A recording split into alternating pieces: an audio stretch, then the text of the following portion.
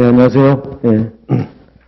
오늘부터 이제 민법 진모하고 선택형 강의를 시작하도록 하겠어요. 예, 그래서 일단 계획은, 그 1시간 반 시험을 보고요. 그 다음에, 나머지 2시간, 그러니까 30분은 첨삭 강평을 하고, 그 다음에 2시간은, 민법 500제를, 최대한 풀어서 정리할 수 있도록 해서 이번 여러분들이 지금까지 맨 첫 1순환은 사례를 했고 2순환 때는 이제 기록형 어느 정도 정리를 했고 그다음에 최근 판례 했고 그다음에 지금 이제 마지막으로 이제 모의고사와 이제 선택형을 정리함으로써 이제 거의 마무리 단계가 될 거예요. 이걸 끝나면 이제 민사 형, 공 끝나면 거의 11월 되잖아요. 그렇게 돼가지고, 지금 시기에 이제 민법, 민사소송법, 상법, 기록형이죠.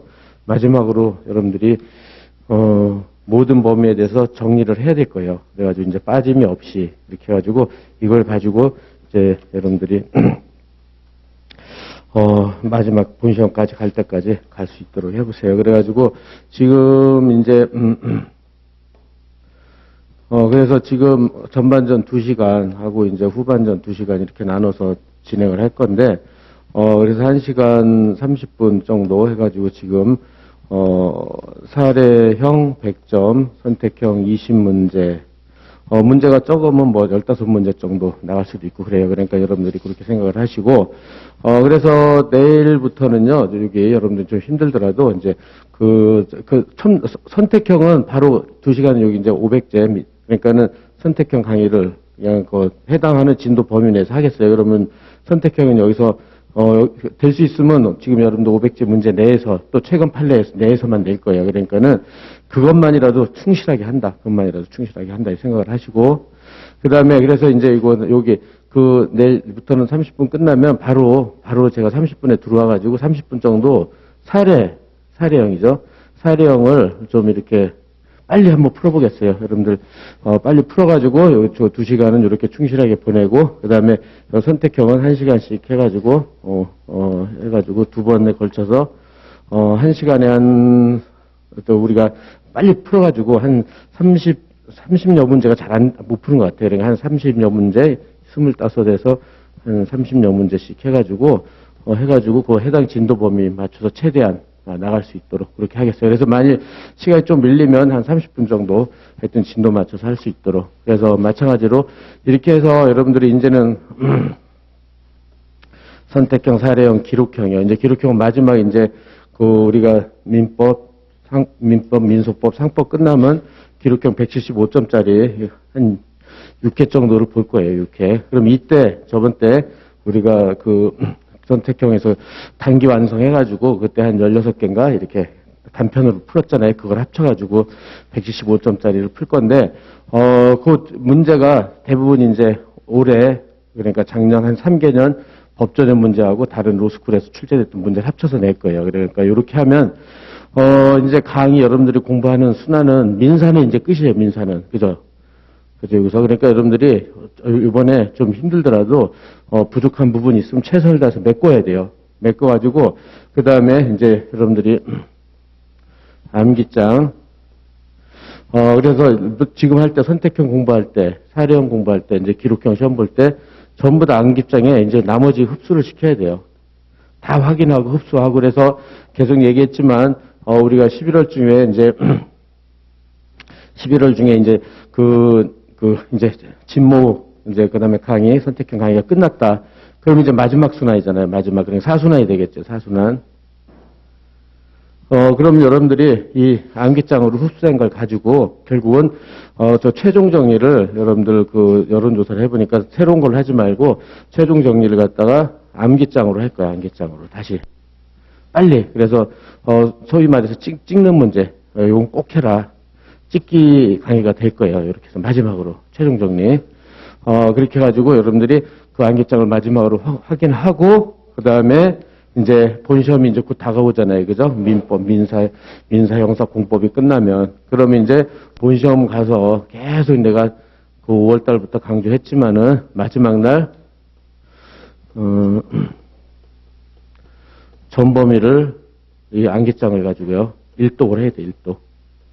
그러면 붙을 확률이 80% 이상이라고 그랬잖아요. 그죠? 그럼 1000점 이상을 맞을 수 있어요. 그러니까는 지금 이제 5월부터 쭉 했던 거, 이제 지금 남은 과정이 이렇게 돼 있죠. 이렇게 되니까는 지금 과정에서 이제 빠짐없이 다 보충을 해야 돼요. 빠짐없이. 그렇게 해가지고, 완성형. 그러니까 이렇게 해가지고, 암기장으로 완성형을 만들어가지고 최종 정리하고, 그럼 암기장만 지금 한 4, 5회 독이 될 거예요. 그래서 이제 마지막으로 여러분들이 본시험 가서, 1독을 하는, 그게 최종 목표라고 생각을 하세요. 그러면 다소 좀 미흡하거나 좀 빠진 게 있어도 그렇게 하면 제가 경험상 보면은요, 저렇게 해서 시험 전날 하여튼 뭐 100%가 아니더라도 80, 90%라도 봤다. 그러면은 어느 정도 붙을 확률이 높아요. 그러니까는 목표는 그거라고 생각을 하시고 지금 아주 최선을 다해서 저기 1시간 40분 동안 사례형, 선택형 하고요. 그 다음에 이제 사례형, 선택형, 사례형은 지금 500제에서 나오고 사례형은 이제 우리가 기본 사례하고 그 기출 사례, 그러니까 기본하고 기출 사례에서 거의 출제가 될 거예요. 새롭게. 그래서 시험 본 것도 있고 안 본 것도 있고 그럴 건데 마지막으로 찍는 문제라고 생각하세요. 오늘 시험도 그렇고. 예, 그래서 이제 시간이 이제 그래서 저기 첨삭은 사례형 위주로만 할 거예요. 사례형 위주로. 이렇게 해서 보도록 합시다. 그래서 문제가 이제 1번부터. 그래서 이제 여러분들이 시험을 봤으니까 또 문제를 읽는 거는 그렇고, 그죠? 읽는 건 그렇고. 그래서, 여기서 일단은, 간단히만 봅시다. 그런 분들 간단히 여러분들이, 요 문제도 이제 법전협에서 나왔던 거죠. 최근에. 그렇게 해가지고, 이제 그래서 여러분들이 간단히만 보면은 A와 A녀 B남. 그죠? 그래서 혼인신고하고 쌍둥이 가부를 낳았는데, 이혼하였고, 그죠? 이혼하였고, 그래서, 친권과 양육권은 B가 가지고 이러했고, 그래서 남자가. 그래서 이제, 그런데 이제, 그렇게 해서, 이혼했고, 양육권은 B가 가졌는데, A가 사망을 했어요. 사망을 했다. 그러면은, 사망을 했고, 그런 다음에, 갑과 을이 A가 남긴 X부동산을 상속하였다. 왜냐면은, 이혼을 하면 상속권이 없잖아요. 이혼을 하면 상속권이 없어요. 뭐, 친권, 양육권이 있다 하더라도, 이혼하면 상속권은 없어요. 그러니까는 자식들이, 그죠? 직계비속인 갑과 을이 2분의 1씩 상속을 하겠죠. 각 2분의 1씩 상속을 했어요. 그 다음에 B는 근데 얘네들이 어리니까, 그죠? B가 이제 친권자잖아요. 갑을의 친권자로서 이들을 대리했어요. 대리해가지고, 2016 6월 30일 병에게 시가 10억 상당의 X로 3억에 매도하였고, 그 다음에 매도했다. 그 다음에 병은 B가 사리를 목적으로 이런 매매를 한다는 사실을 알고 있었다. 이렇게 되면은 요거 사리를 목적으로 했다는 것은 대리권 남용이죠. 대리권 남용. 남용에 대해서 얘는 악이고, 그래서 초안을 잡으면서 해보세요. 그러자 B는 X부동산을 다시, 갑을 앞으로, 그 다음에 상속을 원인으로 해서 2분의 1씩 등기를 맞춘 다음 같은 날 병 앞으로 소위 등을 해줬죠. 그런 다음에 병한 이러한 사실을 숨긴 채 X부동을 정에게 또 전매를 했죠. 매도 2018년 정 앞으로 소위 등을 맞춰 주었다. 이렇게 됐죠. 그러면은 이제 등기가 맨 처음에, A 거였다가, 예를 들어서요. 여러분들 등기부도 될 수 있으면 간략하게 그려놓으라고 그랬죠. A 거였다가 상속등기로서 가불한테 상속등기가 됐고, 그 다음에 병한테 갔다가 이제 최종적으로 정한테 갔겠죠. 그죠? 현재는 정 앞에 소위 등이 됐겠죠. 이렇게. 그래서 여기에 대해서 갑과 을은 2020년 6월 4일 이해상반 또는 친권 남용 이렇게 주어졌지만 안 주어져도 이렇게 찾아야 돼. 이건 여러분들이 찾을 수 있어야 돼요.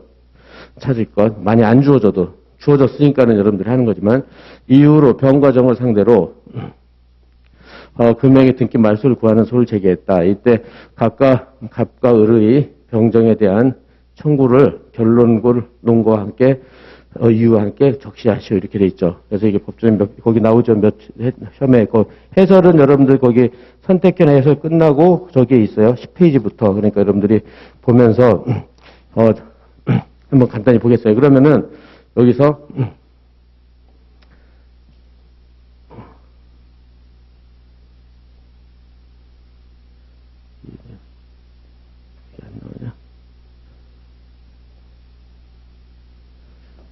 그래서 네, 그래서 어떻게 풀어야 되느냐. 그래서 여러분들이 지금 이제 마지막으로 사례 풀 때 이제 여기서 이제 1문의 1이고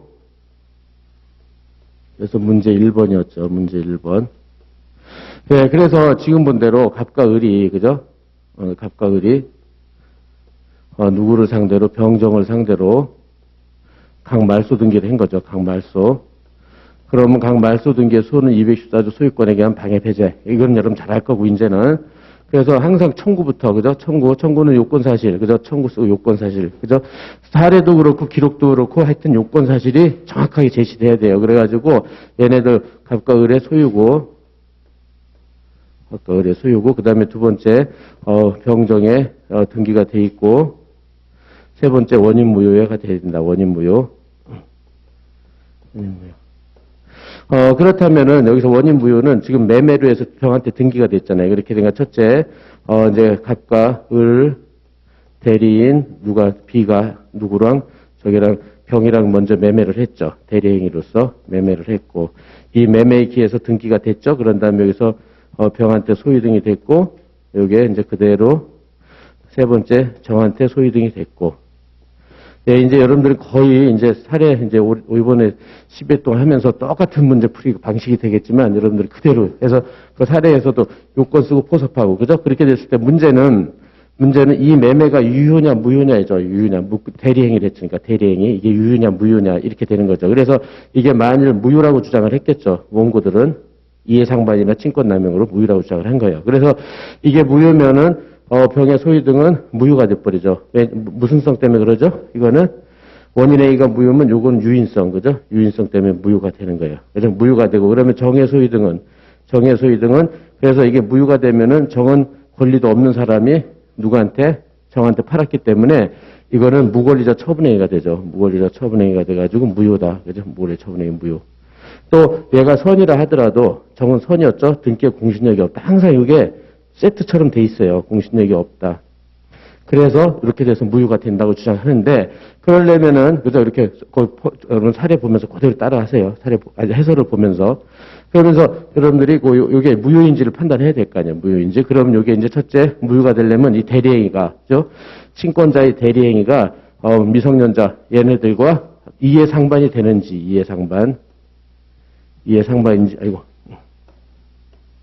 이해상반인지를 판단해야 되잖아요. 그죠? 이해상반.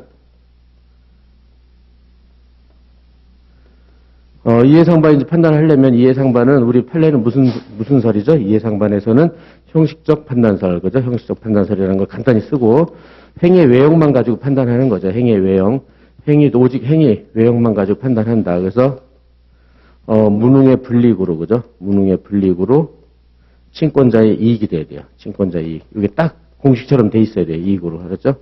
무능의 불이익으로 친권자의 이익으로 이렇게 돼야 돼요. 근데 여기서 무능의 불이익, 그리고 무능의 재산, 그죠? 무능의 재산을 팔아버렸잖아요. 그러니까는 무능의 재산을 팔았으니까 이거 불이익이 맞아요. 근데 친권자 이익으로 갔냐? 그런데 친권자 이익으로 간 게 아니라 누가 이익으로 갔냐면 병한테 이익으로 갔잖아요. 제3자 병의 이익으로. 병이 소유 등을 취했으니까. 따라서 이제 친권자 이익으로 이렇게 가야 되는데 이렇게 갔으니까는 이해상반행위가 아니다. 간략하게. 알았죠? 이렇게. 이해상반행위는 아니에요. 왜냐면 이해상반행위에 해당되면 어떻게 돼요? 이해상반에 해당되면 특별대리인을 선임해야 돼요. 특별대리인 선임 없이 했으니까 무권대리가 될 텐데 이해상반행위가 아니니까 이거는 이해상반행위에 대해서 무권대리라고 볼 수가 없는 거죠. 그다음에 두 번째. 근데 그렇다면은 친권남용이냐? 친권남용.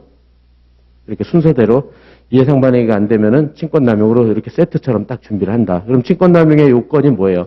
첫째, 대리권 남용행위가 있어야 된다. 남용행위. 남용행위가 뭐예요? 대리권 남용행위는 대리인이 본인의 이익을 위해서가 아니라 자기 또는 제3자 이익으로 해서 대리행위를 했을 것. 정확하게. 누구 이익으로 했었어요? 이거는 지금 제3자 병의 이익으로 해서 대리행위를 했잖아요. 그죠? 그랬다. 그래서 딱 됐고, 두 번째, 이거를 병이 악이나 과실이 있어야 되는데, 거기서 이런 사실 알고 있었다 그랬잖아요. 알고 있었다. 그죠? 악이. 딱 됐죠. 그러면 이거는 친권남용에 해당되는 거예요.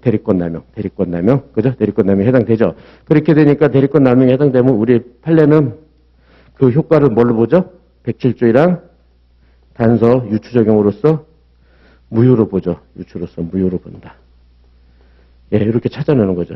그죠? 그래서 이거는 107조이랑 비진이고 사표시에서 무효가 됐어요. 그러니까 무효가 됐죠? 무효가 됐으니까 유인성 때문에 병등기는 무효죠? 그럼 정등기는 무권리자 처분행위는 무효고 등기에 공신력이 없으니까 얘도 무효고 그죠? 따라서 무효 다 됐죠. 그래서 이렇게 정확하게 알았죠?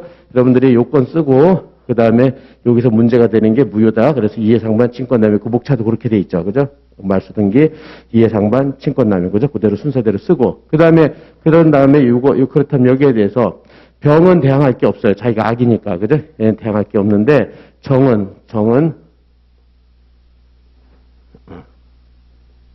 이렇게 해서, 이제 항변. 병은 대항할 게 없는데, 정의 항변은 뭐냐? 그럼 요거에 착안하는 거죠. 지금 백질주의랑 단서 유추적으로 무효가 됐잖아요. 그죠? 그렇게 되니까는, 지금 본 대로, 정은, 나는 백질주 이항에 나는 선의 제3자다. 그래서 나한테는 니네들이 대항 못한다. 대항 불가. 요거를 항변할 수 있는 거죠. 그죠? 그러면은, 정은, 지금, 친권남용이라는 거, 이게 백질주의, 친권남용이라는 거 정은 몰랐잖아요. 그래서 정은 아예 이런 사실 숨긴 채 이렇게 돼 있잖아요. 그죠? 그러니까 선의가 됐고, 여기 실세법, 얘가 실질적으로 새롭게 법률상 이해관계를 맺었잖아요. 그죠? 병으로부터, 그죠? 법률상, 그러니까, 병으로부터 정은 소유 등을 맞으면서 실질적 새롭게 법률상 이해관계를 맺었다. 그래서 대항 불가니까는 무효 주장을 못한다. 이렇게 되는 거죠. 주장을 못한다.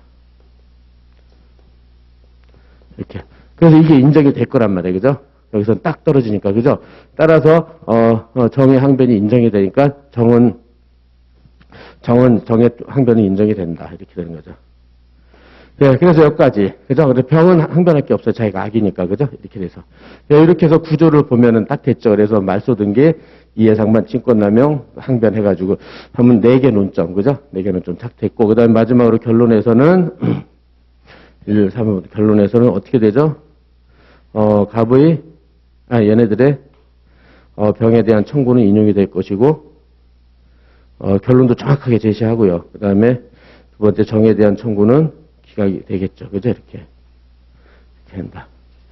네, 이렇게 해서 저 완성을 할 수 있도록 해보시고, 그 다음에 이제 여러분들이 질문을 많이 하는 게 여기 문제처럼 결론과 논거를 써라. 그렇게 돼 있잖아요. 그죠? 그러니까 여러분들이 결론과 논거, 이유를 써라. 그러면 그 질문대로 결론 쓰고 이유. 그죠? 요게 결론이잖아요. 요거 쓰고, 이유에서 지금, 말소등기, 이해상반, 친권남용, 백질조. 이렇게. 그죠? 1, 2, 3, 오늘 첫날이니까.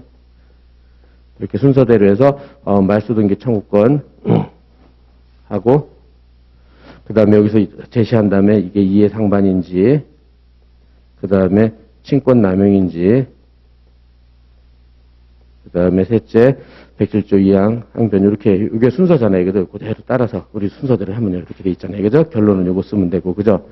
근데, 이렇게 했을 때, 여러분들이 제가 항상 강조하는 건데, 여러분, 그때도 했지만, 이 결론이, 자신이 있으면, 이게 내가 맞다는 확신이 있으면 이렇게 쓰는 게 좋아요. 이렇게 쓰는 게.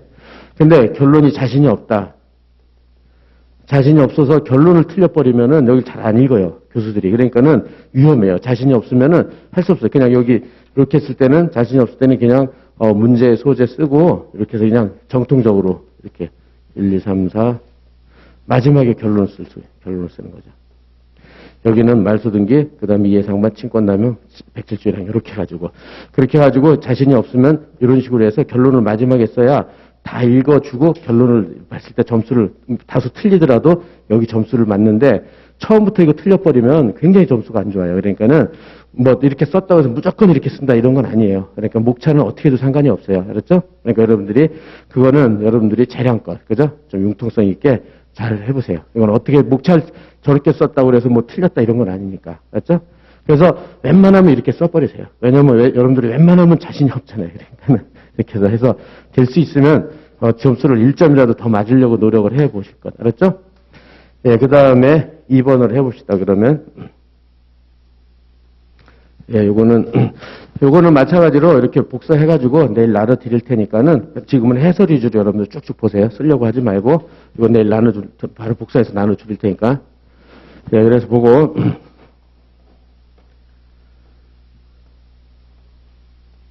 예, 2번에서 그러면 여기서 병은 이건 별개 사안이니까 따로따로 생각해서 연결하지 말고 2010년 사망 이것도 법조된 문제였는데 병의 상속인으로서는 자아, 각과 정이 있다. 그랬는데 이제 4월 1일 날 사망했단 말이에요. 근데 죽기 전에 갑은 2월 1일 날 갑은 그러니까 아들이죠. 아들이 을에게 부병의 소유나 엑스 아파트를 자신이 매도하는 매매 계획을 체결해 버렸어요. 죽기 전에 체결하면서 이제 죽고 나서 죽고 나서, 날짜를 잘 체크하세요. 죽고 나서 소유등을 해줬어요. 그죠? 이렇게. 아버지가 죽고 나서. 그 다음에 계약금 및 중도금을 지급받았다. 이 중도금 체크하고. 지금 이중매매 법리가 들어갈 텐데, 제1매매는 중도금까지 가야 돼요. 왜 그러죠? 해약금 해제를 못하게 해야 된단 말이에요. 해약금 해제가 가능하면 이거는 이중매매 법리가 적용이 안 돼요. 그렇기 때문에 이거 체크해놓고, 제1매매는 중도금까지 정금 이상이어야 된다. 체크해놓고요. 지급하였다. 그 다음에 X아파트 체결한 사실을 4월 5일 정에게, 그러니까 자기의 형제 정에게 말하였다. 그래서 정은 최근 경기 활성화, 주택가격 급등하고 있으므로 X아파트를 계속 가지고 있으면 좋겠다. 이런 말이요. 요게 하면서 X아파트 소유권 이전에 그 적극 만료했다. 요 말이 이제 배저가죠. 배임행위의 적극가다. 그죠? 배저가. 그 다음에 이를 받아들여 2017년 4월 7일 정과 X 상속 재산인 X아파트를 정의 단독 소유를 하기로 하는 상속재산 협의 분할을 했다. 분할 협의. 그죠? 이거 했죠. 그래서 결론부터 얘기하면 이거는 뭐죠? 이거는 이중매매 법률 유추 적용해서 배임의 적극가담 해가지고 103조에 반해서 무효라는 거를 여러분들이 이 판례는 무지하게 많이 봤을 거예요. 그죠? 무효다. 그 다음에 그래서 정명이라 X아파트 상속을 원인으로 소유 등을 맞췄죠. 그러면 이것도 마찬가지로 아버지 소유에서 이게 누구냐면 맨 처음에 병이 아버지였는데 애가 사망을 했고 두 번째 상속 등기를 원래는 갑하고 정으로 해야 되는데 협의 분할이 됐으니까 정이 단독으로 2분의 2에 대해서 그냥 협의 분할, 그죠? 협의 분할로 해서 등기를 해버린 거죠. 협의 분할 이렇게 해서 이렇게 됐죠. 이렇게 됐다. 정명의로. 그래서 정은 그래서 을은 상속재산 협의분의 사유질서에 반하여 무효라고 주장하면서 을은 정명이 소유 등의 전부의 말소를 구했다. 그 다음에 청구에 대해서 법원의 결론 마찬가지죠. 이것도 거기 해설을 보면 이것도 법조의 문제 그대로인데요. 예, 그래서 거기 또 해설을 보면서 여러분들 체크를 해보세요. 이것도 이제 그래서 이제 본다. 그렇게 해가지고 법원의 결론을 마찬가지로 근거와 함께 설명하시고 이렇게 돼 있죠. 그렇게 돼서 이것도 똑같은 문제는 거의 비슷하죠. 그렇게 돼가지고 여기서 이제 문제 2번.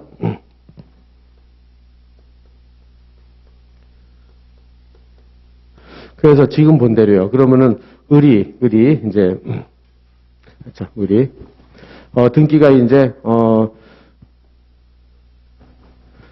여기서 을이 이제 누구한테 정한테 말소를 청구를 했단 말이에요. 말소 등기를 청구를 했다. 그렇게 됐죠. 그렇게 됐을 때 그럼 이제 청구 원인을 찾아야 되는데 청구 원인을 찾아야 되는데 첫째 이제 그러면 직접 말소 등기 214조에 의해서 요걸 할 수 있느냐 아니면 두 번째 채권자 대의를 할 수 있느냐 이것도요. 항상 여러분들이 직접 할 수 있느냐 채권자 대의 할 수 있느냐 이것도 순서대로 항상 체크해 버려서 해두세요. 직접 최대 이렇게 됐을 때 그럼 직접 하려면 을이 정한테 직접 말소를 한단 말이에요. 그러면 214조 소유권에 의한 방해배제인데 그럼 첫째 요건이 을 소유가 돼 있어야 돼요. 을 소유가. 그래서 을 소유, 정등기, 그다음에 정등기 원인 뭐 이렇게 돼 있어야 된단 말이에요. 그죠? 그럼 을이 소유를 취득할 수 있는 원인은 뭐냐면은 얘가 이제 지금 누구랑 계약을 했냐면 갑이랑 계약을 해놓고 그죠? 갑과 을이 매매 계약을 했단 말이에요. 을이 매매 계약을 해놓고 그다음에 협의 분할이 됐죠. 갑하고 정 사이에 협의 분할이 됐단 말이에요. 그럼 협의 분할을 하면은 이 소급표가 있단 말이에요. 소급표로 인해서 아버지 돌아가셨을 때로 그죠? 상속 개시시로 소급이 된단 말이에요. 그렇게 해가지고 소급표인데 얘가 을이 이제 1015조 협의 분할에 대해서 단서 협의 분할에 소급표에서 단서에서 제3자는 보호를 받는데 제3자로 보호를 받는다면은 을 소유가 될 여지가 있어요. 근데 여기서는 제3자가 좀 이따 보겠지만 여기서는 실질적으로 새롭게 법률수당 이해관계를 맺고 완전한 권리 취득할 것, 즉 등기 같은 게 있어야 돼요.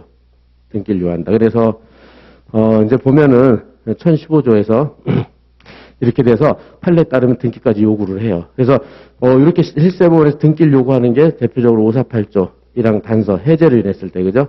제3자도 마찬가지로 등기를 요하죠. 완전한 권리를 요해요. 근데 조금 전에 107조나 108조 2항 한꺼번에 다 정리하면 여기는 여기에 제3자는 완전한 권리를 요하지 않아요. 그냥 그죠? 채권 양수인이나 이렇게 해도 된단 말이에요. 그래서 이런 차이점. 그래서 이렇게 지금 나온 것만 기억해 보세요. 1015조 단서, 548조형 단서, 107조 2항, 108조 2항. 그죠? 이런 건 선택형에도 많이 나오잖아요. 그죠? 이렇게 돼서, 등기를 요하는데 등기가 없잖아요. 그죠? 등기가 없으니까는, 근데, 을 명의로 등기가 없어요. 그죠? 등기가 아직 안 했으니까 소유가 안 되죠. 간략하게. 왜냐면 1015조 단서를 논점을 하나 써야 되니까 간략하게 쓰는 거예요. 그래가지고, 그러면은, 따라서 이거 직접 말소는 안 되겠구나. 이렇게. 간략하게, 거기서 여러분들, 거기 배점 보고 그 정도 간략하게 언급할 수 있도록 하시고. 그 다음에 채권자 대위. 그렇다면 을은 값과 매매를 했잖아요. 그죠? 매매를 했으니까 매매 겸 소위 등 채권이 있었겠죠. 소위 등. 일단 매매 자체는 유효하니까. 그래서 이걸 피부전으로 하고. 근데 병과 정이 상속재산 분할, 협의 분할을 한 것이 이게 무효다. 무효라서, 갑은 여기 을한테 정한테 소유등을 할 수 있다. 이렇게 주장을 했겠죠. 그래서 소유등 말소를 할 수도 있다. 이렇게 돼가지고, 요거를 피대위 권리로, 그죠? 요거를 피대위로 해서, 요거 말소를 피대위로 해서, 채권자 대위를 행사할 수 있겠죠. 채권자 대위. 그죠? 이렇게. 그래서 채권자 대위를 하는데, 그러면은 여기서도 채권자 대위도 마찬가지 첫째 요건 검토. 여러분들 이건 잘 알죠? 법필 볼 때 피보전 채권이 있어야 되고, 그 다음에 채무자, 보존의 필요성이 있어야 되고, 세 번째 채무자 권리 불행사가 있어야 되고, 네 번째 피대위가 있어야 된다. 이렇게 되죠. 그래서 피보전 권리는 매매 기한 소유 등 채권, 요거 자체는 유효하니까 있겠죠. 그죠? 그 다음에 이건 소유 등 채권이니까 특정 채권이니까 무자력이 필요 없다. 간단히 쓰고, 그 다음에 갑이 불행사를 하고, 피대위 권리는 의뢰병에 대한 말소 등기죠. 이렇게 올라가서 다시 판단하는 거죠. 그래서 네 번째, 두 번째, 그러면은 갑의 의뢰병에 대한, 말소 등기 청구권. 말소 등기 청구권이 있느냐, 이거죠. 마찬가지로 갑이 정한테 214조. 그럼 똑같아요. 그러면 또 똑같이 갑 소유고, 그죠? 갑 소유고, 그 다음에 여기서 정의 등기가 돼 있고, 이게 원인 무효해야 된다. 원인 무효. 근데 갑은 2분의 1만 상속을 받았기 때문에 소유는 2분의 1만 소유가 있겠죠. 그죠? 근데 정은 2분의 2의 등기가 됐겠죠. 그죠? 등기는 2분의 2 다 등기됐잖아요. 그래서 원인 무효가 되느냐. 근데 지금 본 대로 이렇게 정에 등기가 된 것은 얘네 갑과 정 사이에 협의 분할을 해서, 그죠? 협의 분할을 한 다음에 정한테 소유등이 됐기 때문에, 그죠? 따라서 협의 분할이 무효라면 얘도 마찬가지 유인성 때문에 무효가 되겠죠. 그죠? 근데 여기는 제일 잘 쓸 게 판례죠. 여기 판례. 협의 분할. 그러니까 이렇게 이러한 사안에서 매매를 한 다음에 협의 분할해서 소유등 남겨준 것은 배명이 적극가다. 그죠? 배적가로서 103조에 반해서 무효라는 판례를 정확하게 제시하고 무효다. 근데 범위는 어떻게 돼요? 범위는 왜냐면 정은 정당한 상속이니까 얘 것까지 말소시킬 수는 없잖아요. 그죠? 그래서 2분의 1만 갑의 지분인 2분의 1만 무효다. 이렇게 쓰는 거죠. 그죠? 이렇게. 따라서 2분의 1만 무효. 그죠? 두 가지. 협의 분할은 배적가 무효. 그 다음에 정은 정당한 상속이니까 걔 지분까지 말소할 수는 없단 말이에요. 그래서 무효다. 이렇게. 그죠? 해놓고. 네, 그래서 2분의 1 지분까지 말소돼서 2분의 1까지 됐다. 그런 다음에 그럼 여기서 이제 중요한 거는 그럼 이제 정이 뭐를 항변하냐면 세 번째 정의 항변. 대표적인 게 103조만 나오면 까먹지 말게 103조만 나오면 746 본문이에요. 746 본문. 불원급. 이거는 불법이다. 103조니까 불법이 됐다. 그죠? 103조에 반해서. 그런 원인으로 해서 내가 급여를 해준 거다. 종국적으로. 그죠? 급여는 종국적을 주의하고 소유등은 종국적이잖아요. 종국적. 소유등을 해줬으니까. 그죠? 이렇게 됐으니까 딱 여기에 해당해요. 그죠? 불법 원인 급여에 해당되는데 그런데 판례는 뭐라 그러냐? 이제 결론에서 이제 그런데도 판례는 여기에 대해서 이렇게 불법 원인 급여에 해당되지만 판례 저기죠. 구체적 근거 제시 없이 그죠? 구체적인 근거는 제시가 없어요. 판시가 없는 거죠. 근거 없이 불원급이 아니라고 그래요. 그죠? 불원급이 아니다. 이렇게요. 불원급이 아니다. 따라서 불원급이 이거는 아직 판례가 안 나왔어요. 그러니까 안 나왔으니까 우리가 쓰는 판시 그대로 쓰면 돼요. 그죠? 그대로 써가지고 아니다. 그래서 잘 쓸 거는 여기 쓰고 여기 항변 요구하고 요걸 잘 써야 돼요. 그렇죠? 이걸 잘 써가지고. 결국은 근거 제시 없이 불원급이 아니라니까 말소 청구가 인정이 되는 거예요. 그죠? 그래서 마지막으로, 결론에서는 이제 2분의 1만, 그죠? 2분의 1만 인용이 되겠죠. 그죠? 정한테, 그죠? 나머지는, 갑한테, 을은 이제 나머지는 갑한테, 2분의 1은 타인 권리 매매로서, 자기가 전과까지 팔았으니까, 그죠? 전과까지 팔았으니까는 나머지 2분의 1에 대해서는 을은 갑에게 570조 타인 권리 매매를 있으면 담보 책임 내지는 그 다음에 390조 체불 책임 같은 걸 물을 수 있다. 이런 식으로 정리하면 될 거예요. 거기까지 물어봤다면. 그죠? 이렇게 준비를 해두고.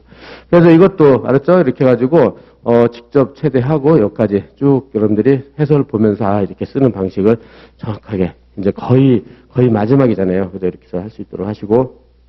그 다음에,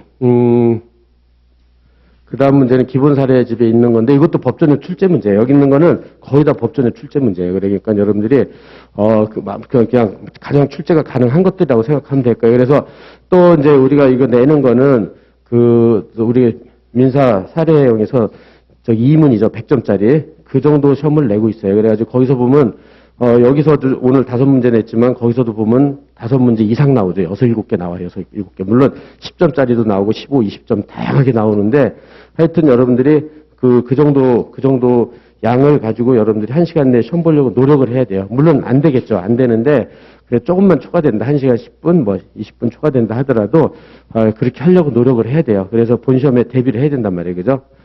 그래서 매일 요 정도 양이 나갈 거예요. 5문제 내지는 10점짜리가 2개 들어가면 6문제. 뭐 이렇게. 그죠? 10점짜리가 뭐 3개다 그러면 7문제. 뭐 이렇게 본 시험에 맞춰가지고 할 거니까는 그렇게 생각을 하시고, 그 다음에 이제 1문의 2에 문제 1번. 이거는 이제 바로 해볼게요. 그러니까 여러분들이 여기서, 거기서 그렇게 해가지고, 그 문제에서는 바로 여러분들 다, 초안을 잡았을 테니까, 읽는 거는 시간이 너무 오래 걸리니까는, 그렇게 해가지고, 거기서 본 대로, 이제 등기가, 즉, 원래는 이게, 그래서 토지 소유자가 갑이었는데, 여기다가 등기를 누구한테 해줬냐면은, 거기 동생 F와 상의를 해서 얘한테 저당권을 설정해줬죠. 저당권을 설정해줬다. 근데 또 F는 누구하고, 거기서 이제 D로부터 돈을 꺼가지고, 여기 저당권 부동산에 D가 가압류가 된 거예요. 가압류. 그죠? 이렇게 돼 있다. 그리고 갑의 채권자는 2구. 그죠? 갑의 금전 채권자 2가 이제 1억의 금전 채권이 있었죠. 예, 이렇게 됐다. 이렇게 해가지고, 여기에 대해서 이제 2가 이제 채권자 대의로 들어가거든요. 우리 기본 사례는 그냥, 갑이 했는데, 요건 좀 법전의 문제 그대로 냈으니까 여러분들 체크를 해보세요. 갑 해가지고, F한테는 말소 등기, 그 다음에 D한테는, 이 가압류는 말소 등기 청구하면 안 돼요. 이건 말소를 못 해요. 말소 등기 소를 제기하면 이건 가압류는 법원에서 촉탁 등기를 하기 때문에 말소도 촉탁 말소를 해야 돼. 그러니까 그렇게 촉탁 말소를 할 걸 소제기 하잖아요. 그럼 이거는 권리보호이익 소각하당해요. 권리보호이익 소각하. 왜냐하면 촉탁 말소라는 권리구제 방법이 있는데 이렇게 소를 제기하면 재소장에서에 걸린단 말이에요. 여러분들이 지금은 이 정도까지는 여러분들이 알 수 있고, 따라서 이건 말소 해소를 못 하는데 F 등기가 말소되면 같이 말소되니까 얘는 이해관계인이요. 부동산 등기법 57조 이해관계인이기 때문에 얘 승낙을 얻어야 돼. 그러니까는 승낙의 의사표시를 가름하는 소를 제기해야 돼요. 만일 이런 게 기록형에 나왔다 그러면 승낙 구해야 돼. 승낙 알았죠? 말소하면 안 돼요. 완전히 틀려버리니까. 그래서 여기선 주어졌으니까 승낙 의사표시를 구하는 소를 제기했죠. 그죠? 그래서 이것도 똑같아요. 채권자 대위. 그러니까는 이렇게 해서 체대를 했다. 시험 문제 체대를 주어졌으니까. 그러니까 똑같아. 요건 보필 볼 때 해가지고 피보전 채권이 있고 보전의 필요성이 있고 세 번째 권리불행사, 네 번째 피대위가 있어야 된다. 그럼 피보전은 금전 채권이 있는 건 문제 없죠. 그죠? 여기 1억 있다고 그랬으니까. 그죠? 그 다음에 보전의 필요성은 갑이 무자력이라서 팔아넘겼다고 그랬잖아요. 그죠? 무자력도 주어졌으니까 됐고, 권리 불행사를 했고, 따라서 피대위 권리로서 이게 있는지가 또 문제가 되는 거죠. 피대위. 똑같이 해보세요. 피대위. 목차 잡아가지고, 피대위로 얘네들의 말소. 그럼 이제 여기선 갑이 F와 D한테 말소하고 승낙을 구했다. 말소하고 승낙. 이렇게 돼 있잖아요. 그럼 이것도 둘 다 214조 소유권에 의한 방해 배제예요. 둘 다. 그죠? 그렇게 되니까는 다시 여기서 또 요건에서 여러분들이 요건 사실 그러면 갑소유 원래 갑소유였잖아요. 그죠? 그다음에 이거 얘네들 등기가 있었고 그다음에 세 번째 원인 무효가 돼야 되죠. 그죠? 원인 무효.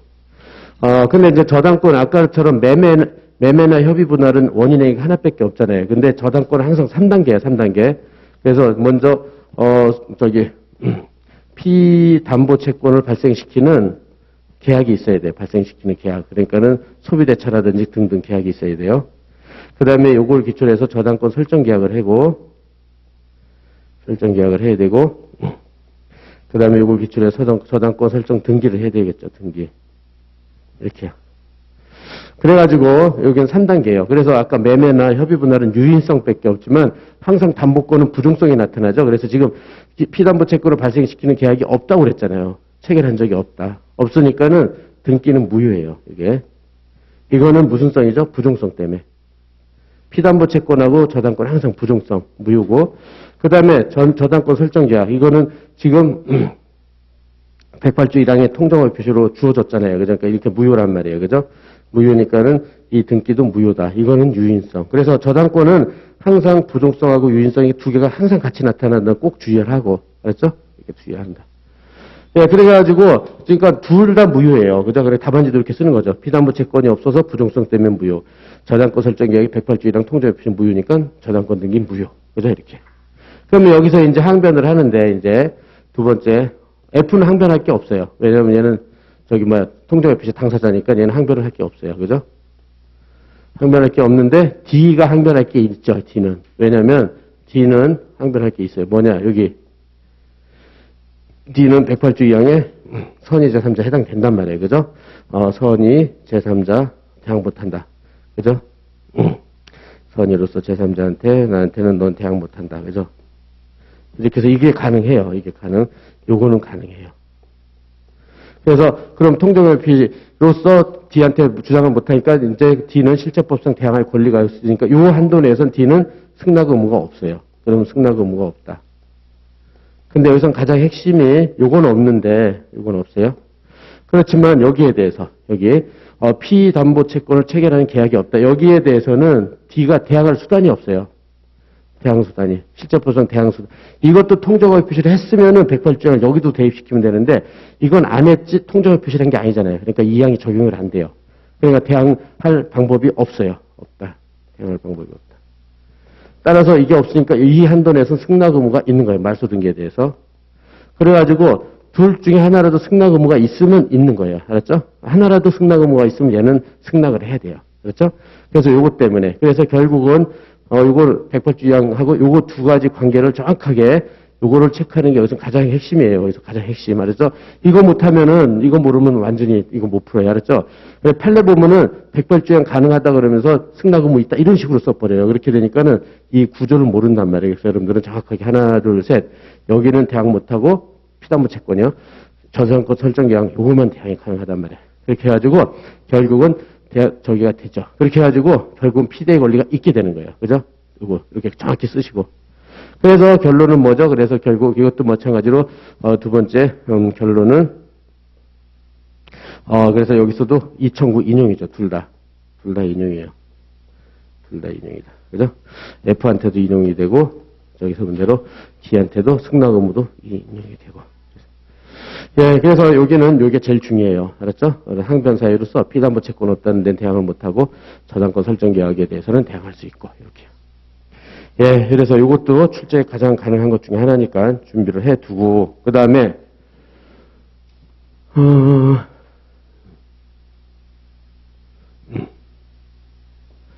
예, 그래서 이제 문제 1-2의 문제 2번인데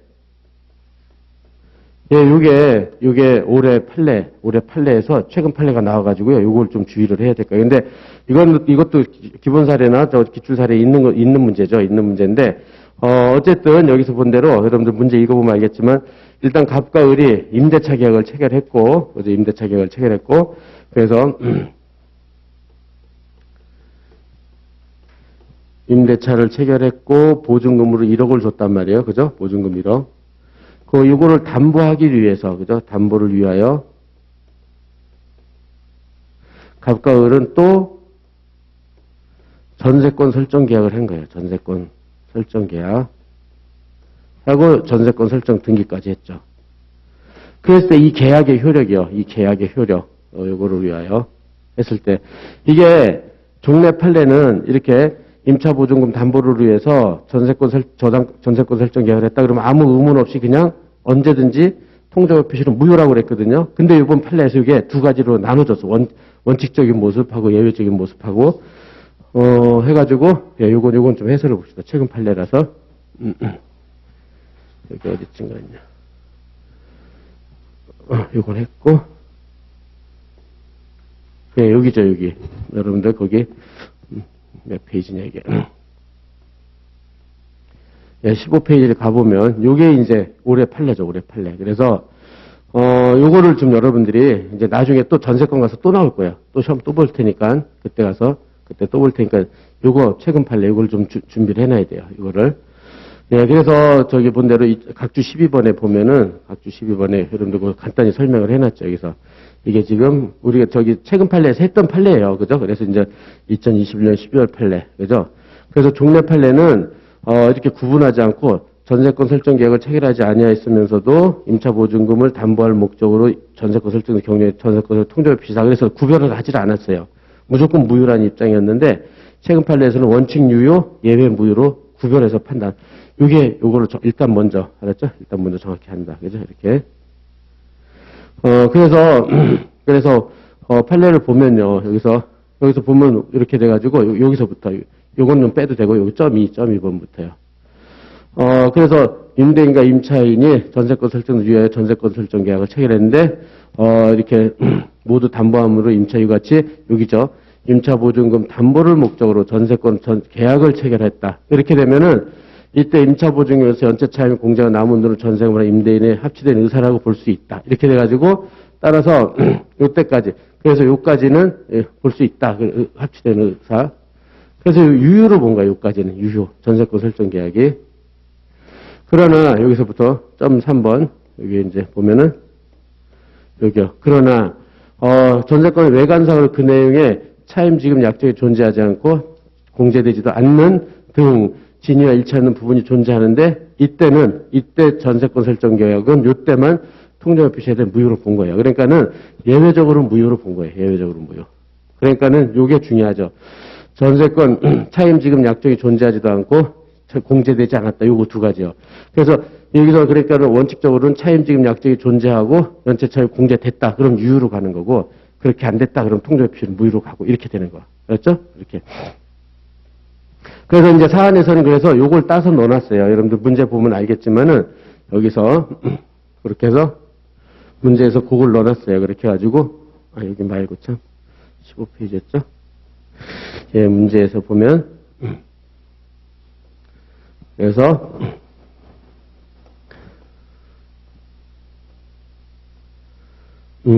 여기 문제 그렇게 주어졌어요. 그러니까 여러분들이 그래서 임차보증금 반환 채권을 담보하기 위해서 전세권 설정 계약을 체결했고, 했는데 그 계약은 외관상으로는 아까 판례표 그대로 넣어놨어요. 차임지급 약정이 존재하지 않고 연체차임이 공제되지 않는 상태에서 종료가 됐다. 그래서 종료됐다. 이렇게 됐으니까 어떻게 돼요? 전세권 설정 계약은 통정의 필요 무효다. 이렇게 포섭을 하라는 취지에 만일 이 반대로 돼 있으면 어떻게 돼요? 저희 차임지급 약정도 있고 실제로 공제됐다. 그러면 전세권 설정 계약은 유효다. 이렇게 하면 되겠죠. 그죠? 그래서 여러분들 요거 주의할 거예요. 그래서 이게 올해 나온 문제라서 선택형이든 사례형이든 나올 가능성이 높다고 봐요. 이게. 알았죠? 어쨌든 이렇게 해가지고 그 다음 문제에서 전세권 등기를 했다. 그랬는데 여기서 본 대로 취득했는데 이제 전세기간이 종료됐죠. 종료된 다음에 병은 전세금 반환채권, 전세권 저당권을 체결한 사람이 물상대에 기초로 해가지고 압류 추심해서를 제기한 거죠. 그죠? 그렇게 해가지고 갑은 전세권 설정 계약의 통정의 표시 무효라는 항변을 했고, 그 다음에 또 5천, 차임채권이요. 아까 연체차임으로 했다. 연체차임 500만 원을 가지고 상기하겠다고 두 가지 항변을 한 거죠. 이랬을 때 갑의 병의 청구와 갑의 항변. 그죠? 이거는 전세권 가서 또 한 번 볼 거예요. 비슷한 문제를. 그러니까 여러분들이 꼭 준비를 해놓고, 왜냐면 최근 판례니까 대비는 확실하게 해놓고, 그죠? 네, 그래서 요것도 문제는 이렇게 해놓고, 그래서 이제, 문제 1문의 2, 문제 2번이었죠? 그렇게 해가지고 지금 본 대로 그렇다면은 여기서, 인도받고, 그 다음에 전세권 저당권자가 병이 이제 전세권 설정자인 갑한테 추심의 소를 제기했잖아요. 결국은 추심의 소, 그죠? 추심의 소를 제기했다. 그죠? 이렇게. 그러면, 청구 요건, 청구에 쓰고, 그 다음에 요건 사실에서는 추심채권이 있어야 되죠. 추심채권. 그럼 추심채권을 찾는 게 또 핵심이죠. 추심채권이 있느냐. 그렇게 돼가지고, 그렇다면 추심채권은 뭐냐면 병이 갑한테, 갑이 을한테. 그죠? 그래서,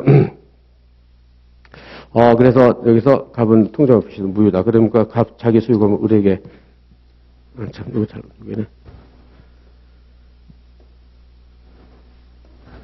갑을 병의 갑, 의겨. 그러면 원래 병은 을한테 여기 전세권에 대해서 저당권을 체결하고 있었고, 그죠? 그죠? 그렇게 돼 을은 갑한테 전세금 반환 청구권, 전세금 반환 채권이 있고, 전세금 반환 채권이 있다. 이렇게 돼가지고 여기에서 전세금 반환 채권에 대해서 압류 추심을 받은 거잖아요. 압류 추심, 그죠? 그래서 이렇게 돼가지고 이게 추심 채권이잖아요. 이게 그죠? 이게 추심 채권이다. 이게 생기느냐? 이렇게 전세금 반환 채권 이렇게 됐고, 그 다음에 두 번째로서는 압류 추심 명령을 받았고, 그 다음에 송달. 압류 추심은 송달만 있으면 되죠. 확정 안 돼도 되죠. 제3채무자 송달됐다. 이렇게 다 되겠단 말이에요. 그죠? 그러면은 여기에 대해서 압류 추심을 하는 것이 물상대위로 나타났는데, 물상대위가 나타난 과정을 간략하게 여러분들이 여기다 언급을 해야 될 거예요. 언급을. 이렇게.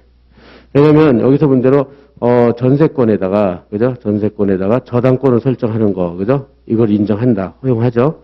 근데 이 저당권은 전세기간이 만료가 되면, 기간이 종료가 됐죠? 종료가 되면은, 전세권은 원래 용익권 플러스 담보권인데, 이렇게 용익권 담보권인데, 종료가 되면 용익권이 없어진단 말이에요. 그죠? 그래서 용익권 위에 있던 저당권도 소멸을 해버린단 말이에요. 저당권이 소멸. 저당권이 소멸되고, 이 저당권이 뭘로 바뀌느냐? 세 번째 물상대위로 바뀐다. 이걸 간략하게 쓰세요. 알았죠? 물상대위로 바뀐다. 따라서 물상대위에 기해서 이 저당권은 뭘로 바뀌었느냐? 전세금 반환채권에 이렇게, 그 위에, 전세금 반환채권 물건 위에 대신 위치한다는 뜻이에요. 그래가지고 저당권 여기 위치가 된 거예요. 그래서 추심채권을, 추심의 소를 제기할 수 있는 거죠. 추심 명령을 받을 수 있고 추심채권을 행사할 수 있다. 그래서 이 과정을 간단히 쓸 것, 이 과정을. 그럼 여기에 대해서 지금 본 대로 갑이 항변을 했죠. 갑이 항변을 했는데 뭘 항변했냐면, 그럼 전세권 저당권인데 전세권이 있어야 될 거 아니냐. 근데 전세권이 지금 통정의 표시로 무효다. 이렇게. 그죠? 이렇게. 그러면 여기서 본 대로 요 판례, 여기 최근 판례를 잘 써야 되겠죠. 최근 판례를. 최근 판례는 아까 뭐라고 했죠? 임차보증금을 담보하기 위해서 그저 전세권 설정 계약한 거는 원칙적으로 유효한데, 아까 본 대로요. 차임을 공제하거나 그러는 공제할 의사가 없이 했을 때는 의사 합치한다는 부분이 있으니까 그 한도 내에서 무효다. 그렇게 정확하게. 알았죠? 정확하게. 그래서 최근 판례에 따르면 이거는 그저 문제 주어졌잖아요. 차임 공제 약정도 안 하고 하지도 않았다. 그러니까 통제 무효다. 그죠? 인정이 되는 거죠. 인정하고. 근데 문제는 여기서 이제 세 번째 저 병의 재항변으로서 이렇게 저당권 설정 계약이 무효다. 그러면 병은 거기에 의해서 저당권 설정을 했기 때문에 이건 전형적으로 108조 이항이죠. 그죠? 이걸로 재항변이 인정이 되는 그런 구조를 갖고 있죠. 그런 구조. 그죠? 따라서 병은 선의 제3자로서 안 써도 되겠죠?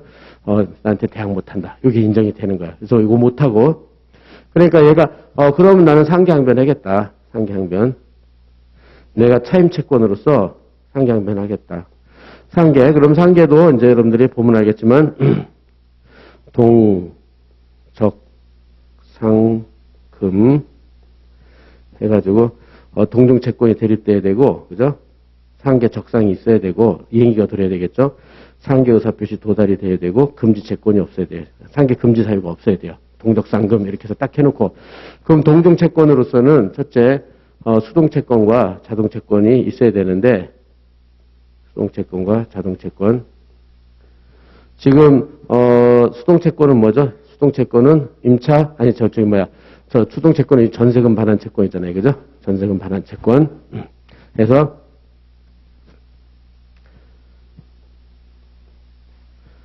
이게 됐고.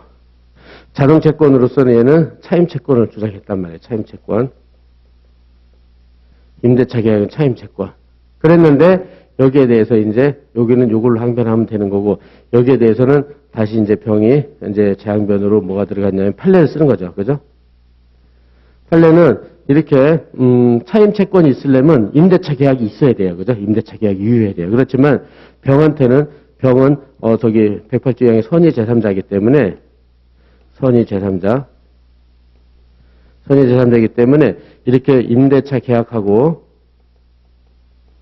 그 다음에, 전세권 계약이 있을 때, 뭐만 있다는 거예요. 아까 본 대로, 병은 오직 전세권 설정 계약만 선의 믿고, 믿고 저당권 설정 계약을 했기 때문에, 얘만 있고, 그 양립 불가능한 임대차 계약은 없다는 거예요. 그죠? 없다. 아예.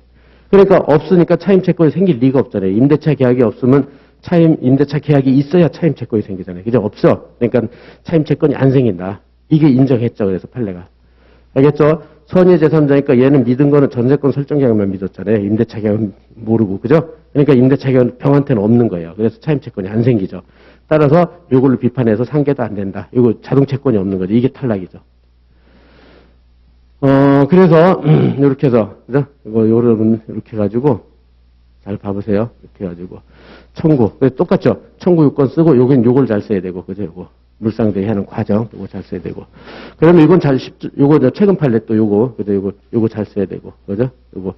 그 다음에 이건 108주양으로 재항변 쉽게 될 거고, 상계항변에서 여긴 요걸 잘 써야 되고, 그죠? 여기는 요걸 잘 써야 되고. 네, 그래서, 막 이렇게 정치하게 안 된다 하더라도, 막 나열하더라도 하나, 둘, 세 개는 확실하게 현출이 되게 하란 말이에요. 그래서 어떤 사례가 나와도, 이 문제는 뭘 냈구나. 그러니까 요걸 잘 써야지. 이런 게 딱 있어야 돼요. 그렇죠? 네, 이렇게 해서 준비를 해놓고. 네, 그래서 요거 중요하니까 이 정도로 준비를 해놓고, 그 다음에, 마지막 문제. 요것도, 많이 유행하는 문제죠. 그죠? 이렇게 해서.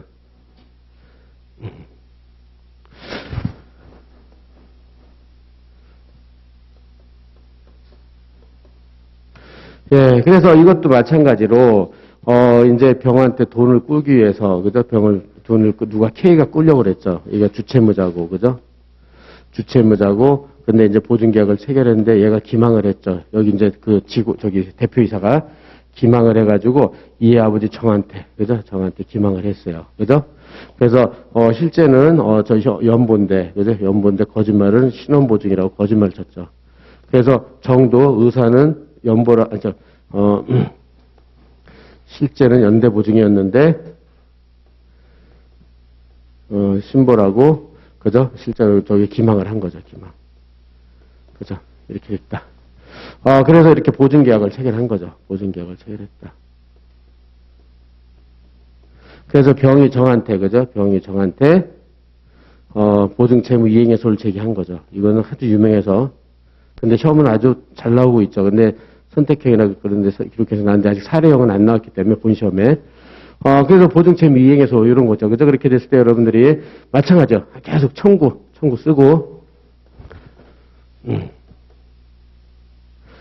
주채무, 그러니까는, 주채무는 발생했죠. 주채무는 발생했고, 갑과 병과 K 사이에.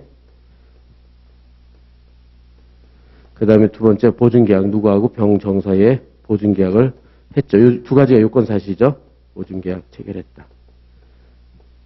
여러분들 하여튼 사례 풀 때 요건사실을 확실하게 해주세요. 그래야지 기록형이 잘 돼요. 기록형은 요건사실을 목차해야 된단 말이에요. 그러니까는 그걸 못하면 기록형을 못하기 때문에 쓸 때 계속 이렇게 하는 이유가 같이 하려고요. 사례 기록. 여기도 기록에서 얼마든지 나올 수 있는 문제들이잖아요. 전부 다. 그죠? 그랬을 때 쓰는 방법 똑같아요. 청구, 원고에 청구 쓰고, 그 다음에 항변은 예상되는 주장으로 쓰고, 재항변은 반박. 이렇게 해서 하면 다 똑같단 말이에요. 그러니까 그렇게 여러분들은 1타 2피를 한다고 생각하세요. 사례도 하고 기록도 하고 똑같이 쓰면 되니까. 목차만 다르게 하고.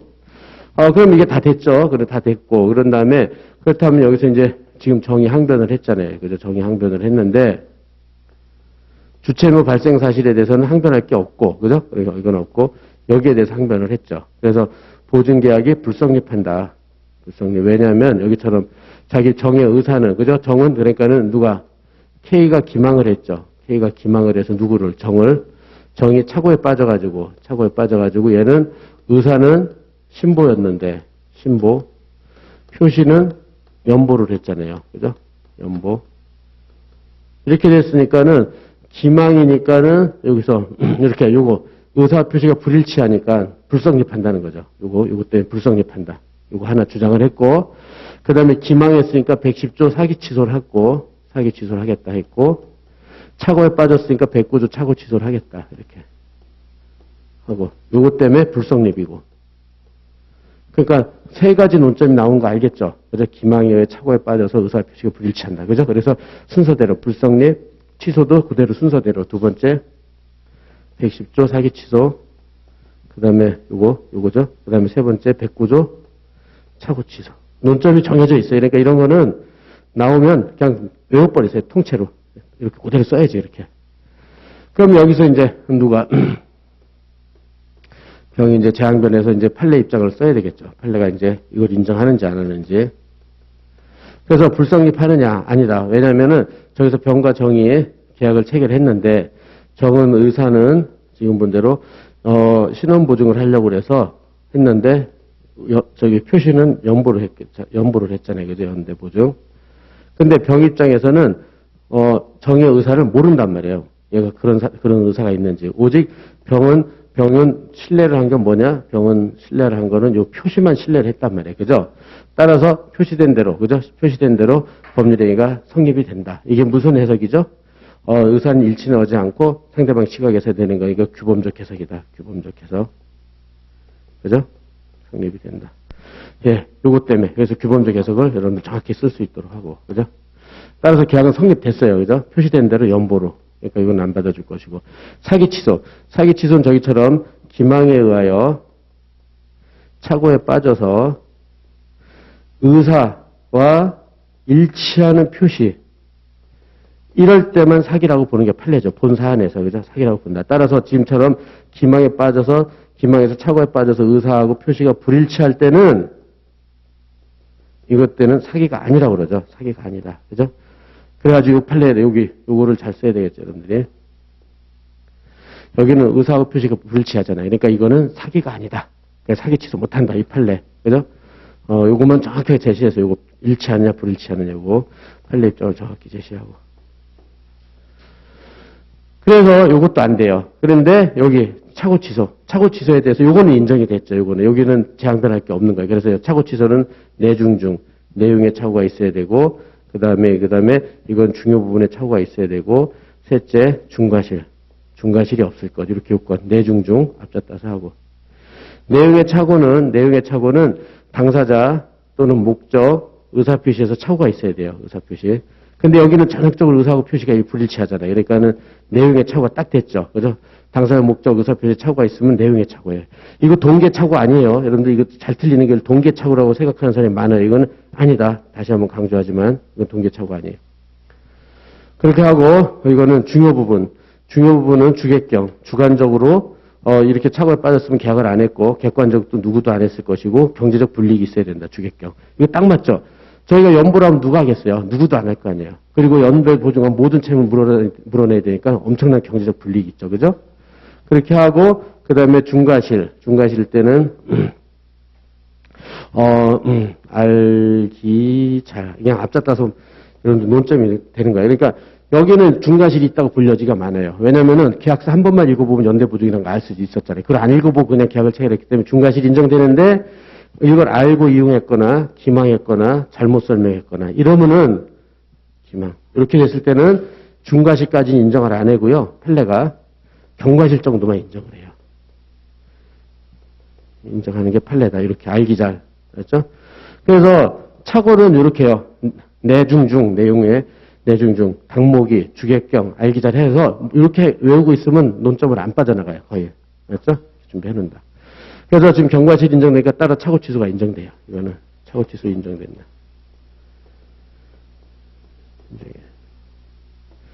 예, 그래서 결국은 착오 취소가 인정이 되니까는 이건 결론은 뭐가 나가겠죠? 그러니까 세 번째, 네 번째 결론은 청구 기각이에요. 그죠? 결론은 청구 기각. 착오 취소가 되니까. 그죠? 이렇게 누구냐면 여기서는 저기 병의 청구는 기각이 된다. 이렇게 해서 준비하고. 그 다음에 여기서 이제, 그래서 여기서 나오는 게, 이거 경과실이라는 걸 찾아야 돼요, 경과실. 그래가지고, 이게 인정이 됐다, 그러면 경과실 착오 취소가 되니까, 다섯 번째, 경과실로 착오 취소를 해가지고, 자기는 손해를 입었잖아요. 그래가지고 병이 누구한테, 다시, 정한테, 그죠? 병이 정한테, 705조 불법 손배를 물은 거죠, 불법 손배. 손배를 물었다. 그럼 불법 손배도 마찬가지로 계속 요건 사실로 뭐예요? 정의 고의나 과실로 얘는 경과실이 있었잖아요. 그죠? 경과실이 있었다. 고의나 과실이 있을 것, 위법하게 가해행위 손해 발생. 가해행위를 하고 손해 발생하고 인관계가 있어야 된다. 이렇게 돼 있죠. 그럼 가해행위로는 착오에 빠져가지고 계약을 체결했잖아요. 그리고 가해를 해서 취소를 해버렸잖아요. 취소를 해가지고 1억 상당의 손해를 입혔죠. 돈을 못 받으니까 인관계도 있고. 근데 문제는 이렇게 경과실로 착오 취소하는 것은 민법이 허용한단 말이에요. 이거를. 민법이 허용. 인정한단 말이에요. 그러니까 민법을 위반한 게 없는 거예요. 그죠? 따라서 위법성이 없다. 그죠? 이거 정확하게 이제 이렇게 이해를 했으면 암기는 요거 위법성이 없다 해서 판례. 키워드를 정확히 제시하고. 예, 이렇게 해가지고, 경과실 착오 취소는 위법성이 없다는 거. 그래서 오늘 범위 내에서 아마 가장 유력한 문제들만 냈으니까 여러분들이 이렇게 해서 할 수 있도록 합시다. 시간 진짜 많이 걸리네. 이거 하니까. 예, 그래서 지금부터 10분 쉬고요. 그러면은 10분 쉬고, 선택형을 이제 준비할 수 있도록 합시다. 예.